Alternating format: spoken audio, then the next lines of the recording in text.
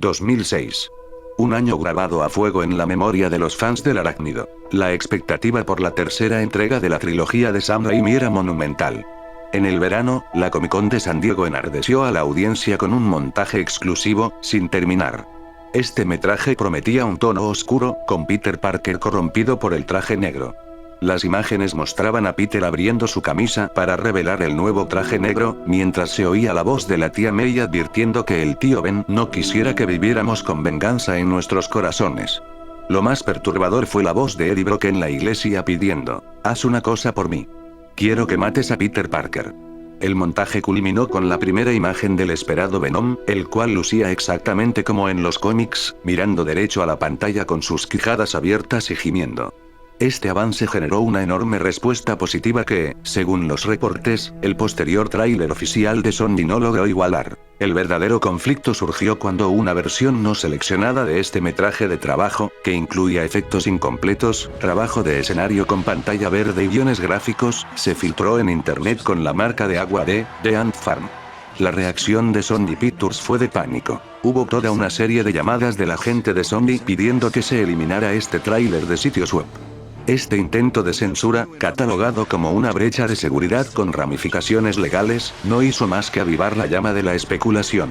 Durante años, este caos de marketing se fusionó con la leyenda persistente del corte de Raimi, un supuesto corte perdido de 3 horas que restauraría el tono original. Los fans anhelaron el final originalmente filmado, un clímax significativamente más oscuro que supuestamente incluía una escena de muerte gráfica para Venom, demasiado intensa para el público de prueba. En este video, examinaremos el caos de la filtración del tráiler de 2006 y las revelaciones de Bob Murawski que cortarán de raíz todas las telarañas de dudas sobre este tema. Descubriremos cómo la presión del estudio y los compromisos creativos convirtieron la tercera parte de Spider-Man en una historia que, según Raimi mismo, no funcionó.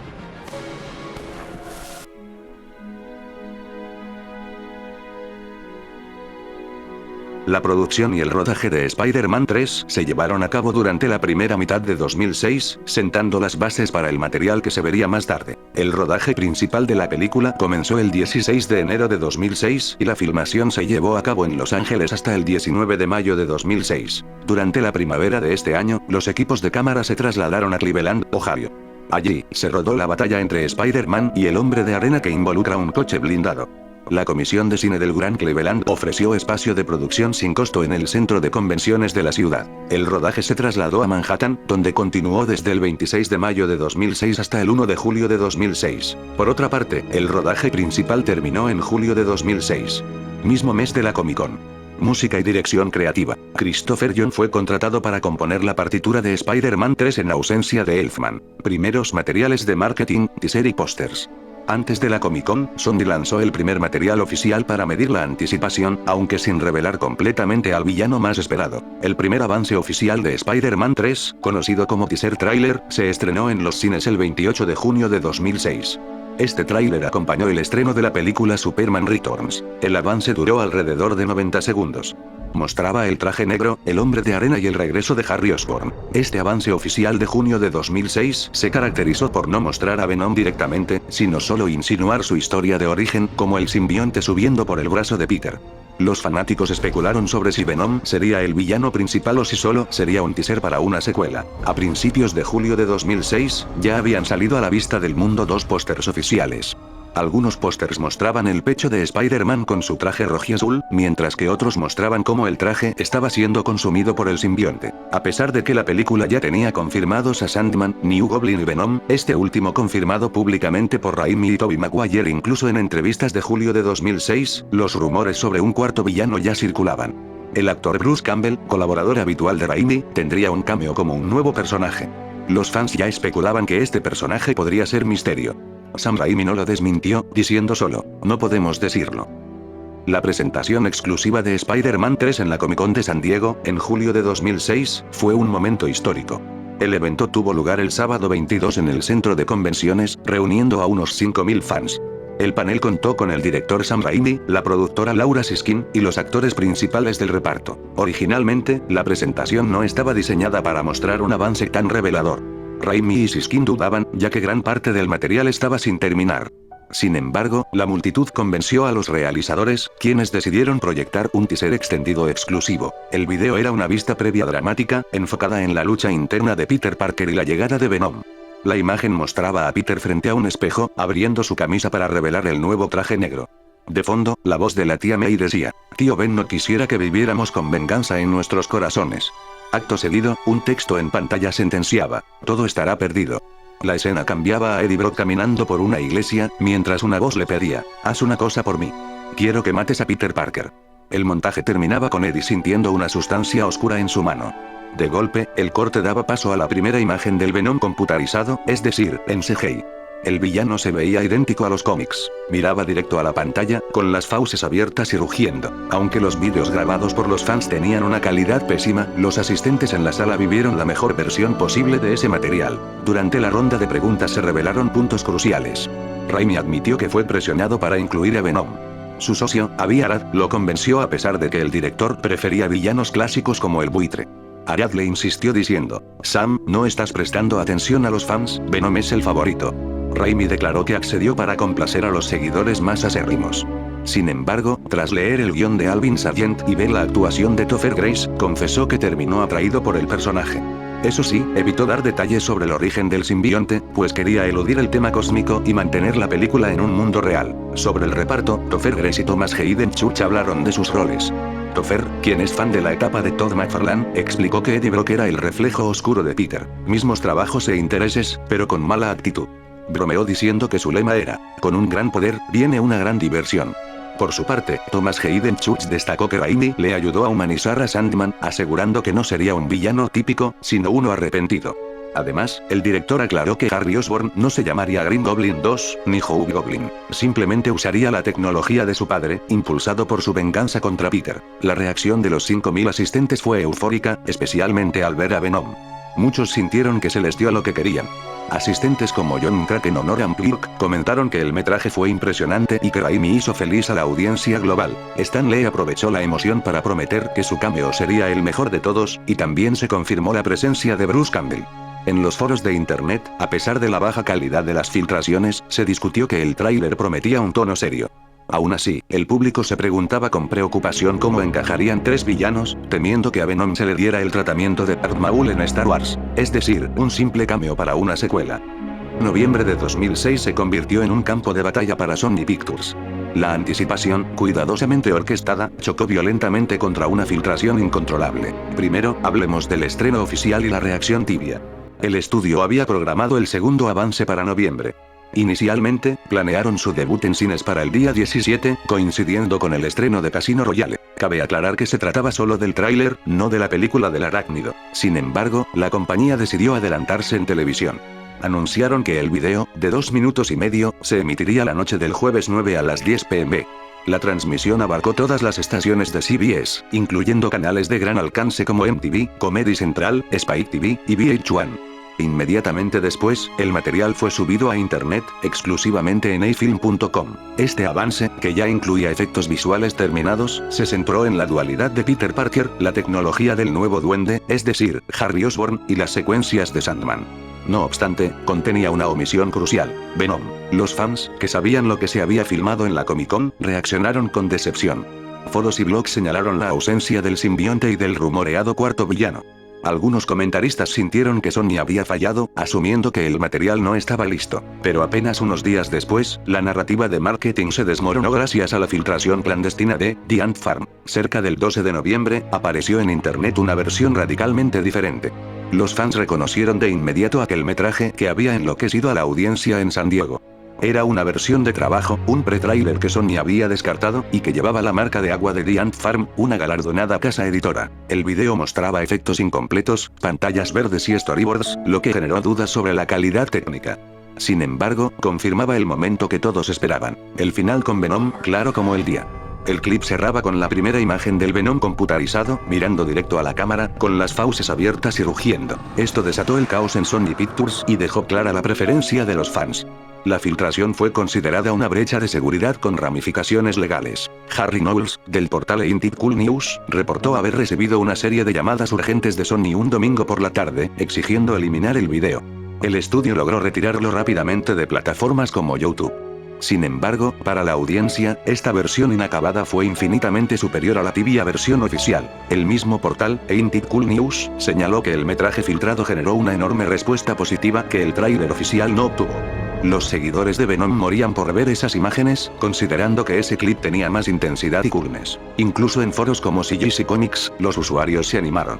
Aunque criticaron que las escenas de acción parecían de videojuego por la falta de renderizado, la euforia por confirmar el aspecto de Venom era innegable. La comunidad cayó en la confusión cuando Sony borró el clip. Algunos blogueros concluyeron erróneamente que la escena de Venom había sido eliminada del corte final, sin saber que habían visto material de trabajo que nunca debió salir a la luz. El intento fallido de censura solo confirmó a los fans que el tono oscuro y el villano que anhelaban existían, aunque fuera en forma de un metraje sucio y sin pulir. Ha llegado el momento de cerrar el círculo entre la promesa de 2006 y la controversia del resultado final de 2007. La versión teatral de Spider-Man 3 se estrenó comercialmente el 4 de mayo de 2007. Fue un éxito de taquilla mundial, pero los resultados en venta de DVD no cumplieron las expectativas de la industria. Para muchos, la película fue una decepción. Se sentía fragmentada al intentar mezclar 3 villanos y agregar a Venom solo por imposición del estudio. Las críticas señalaron que había demasiadas historias, lo que hacía que la esencia de la serie se perdiera en el ruido. Además, escenas como el baile de Peter bajo la influencia del simbionte fueron duramente cuestionadas. El director Sam Raimi admitiría más tarde que el resultado final le pareció horrible. Esto contrasta con sus declaraciones de 2007, cuando aseguró que el corte teatral era el filme que él quería hacer. Esta contradicción alimentó durante una década el mito del llamado corte de Raimi. 10 años después, Sony Pictures abordó la controversia con un lanzamiento inesperado para realinear el foco narrativo. En 2017, el estudio lanzó la versión titulada oficialmente Spider-Man 3, Editor Scott, también conocida como The Reborn Cut. Esta versión se incluyó en la colección Blu-ray Spider-Man Limited Edition. Es vital aclarar algunos puntos de este lanzamiento silencioso. Primero, no es un corte del director. Raimi no participó en él. La edición fue obra de su colaborador y editor de la trilogía, Bob Murawski. Segundo, contrario a la creencia popular, no es una versión extendida. De hecho, es 2 minutos más corta que el montaje teatral, quedando en unos 137 minutos. El objetivo de Murawski fue una corrección dramatúrgica, buscando una versión estructuralmente más pura que reforzara la autonomía y la rendición de cuentas de Peter y Harry. El editor Scott reorganizó y eliminó escenas clave que dependían de estímulos externos. En el arco de Harry Osborn, se eliminó por completo al mayordomo Werner. En el corte teatral, él le revelaba la verdad sobre la muerte de su padre. Aquí, Harry decide ayudar a Peter por su cuenta tras mirar una fotografía rota de él, Peter y Mary Jane. Esto refuerza la autonomía del personaje. Del mismo modo, en el arco de Peter Parker, se eliminó la escena donde la tía May le aconseja sobre el perdón. El objetivo fue que Peter hiciera las paces con Mary Jane sin sugerencias externas. Por otro lado, se restauraron momentos importantes. Regresó la escena del castillo de arena, una secuencia extendida que ofrece mayor empatía sobre Flint Marko y su hija. También se incluyó metraje del Black Spider-Man, balanceándose por la ciudad a pleno día, tomas que estaban en los trailers, pero fueron omitidas en el cine. Finalmente, hubo ajustes técnicos. Se restauró gran parte de la banda sonora original de Christopher Young, utilizando temas más siniestros para alterar el tono. Además, se recortó el diálogo de la alucinación de Norman Osborn, eliminando frases redundantes para enfatizar la lucha interna de Harry. El punto culminante de este video es la conversación que finalmente cortó las telarañas de la especulación. Esta información crucial se reveló a través de una correspondencia detallada por correo electrónico con Bob Murawski, el editor de la trilogía.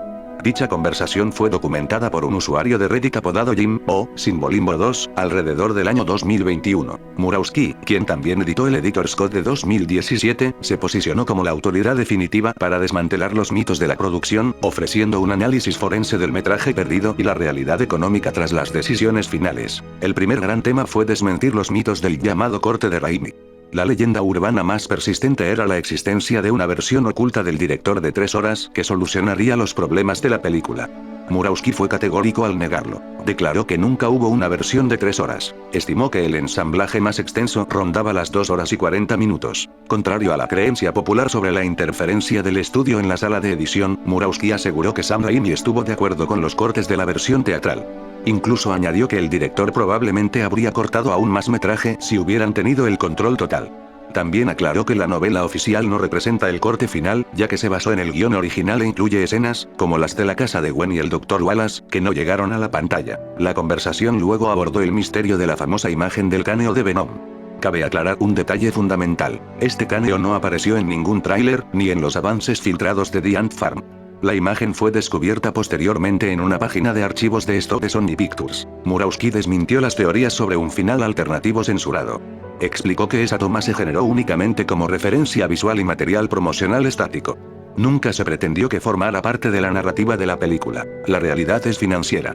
El departamento de marketing estuvo dispuesto a pagar para terminar esos pocos fotogramas en CGI para uso publicitario, pero integrar esa secuencia en movimiento dentro del filme habría costado una fortuna en efectos visuales que no se justificaba. Murawski puntualizó que el esqueleto sí aparece en el corte teatral, pero solo se ve brevemente en el instante en que Venom explota. En resumen, aquella imagen no era una escena eliminada por ser demasiado oscura, sino simplemente un recurso gráfico aislado. Finalmente, Murawski ofreció detalles sobre escenas eliminadas específicas. Desmintió el rumor de que el monólogo de Eddie Brock en la iglesia se cortó por mala actuación. Afirmó que Topher Grace cumplió perfectamente, pero la escena era demasiado larga y necesitaban ir al grano. Sobre los personajes secundarios, explicó que la inclusión del Dr. Wallace, quien trataba a la hija de Sandman, se descartó porque la batalla final ya estaba lo suficientemente abarrotada. Un cambio crucial confirmado fue el del rehén final. Originalmente, Gwen Stacy iba a ser quien colgaba de la red en el clímax. Se decidió reemplazarla por Mary Jane tarde en el rodaje, porque la producción sintió que Peter no estaba realmente involucrado emocionalmente con Gwen, lo que disminuía el impacto dramático. La conclusión de Murawski es lapidaria. A pesar de la imposición de Venom, el problema no fue la duración. La película se convirtió en una mezcolanza, un mismatch, porque todo el mundo, incluidos los actores, pensaba que era la fuerza creativa detrás del proyecto. Las escenas se eliminaron por ritmo y presupuesto, no porque existiera un corte perfecto guardado en una bóveda.